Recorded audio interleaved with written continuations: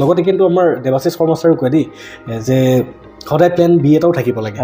কিন্তু আপোনাৰ ক্ষেত্ৰত কিবা প্লেন বি আপুনি ৰাখিছিল নেকি প্লেন বি মানে মোৰ কোনো ধৰণৰ প্লেনে নাছিলে বাছ হাতত যোনটো কাম আছে সেইটো কৰিব লাগে বাছ তাৰ বাহিৰে মানে কোনো প্লেন আৰু কেতিয়াও মানে কোনো দিনে মানে নেগেটিভ কেতিয়াও কোনো ক্ষেত্ৰত হোৱা নাই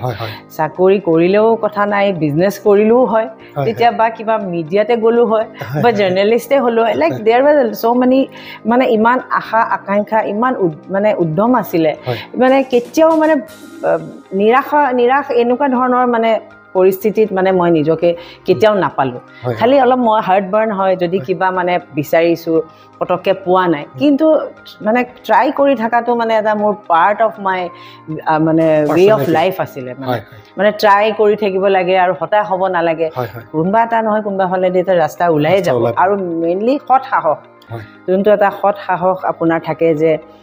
আপুনি কি কৰিব জীৱনত সেই সৎ সাহসেৰে যদি আপুনি আগবাঢ়ে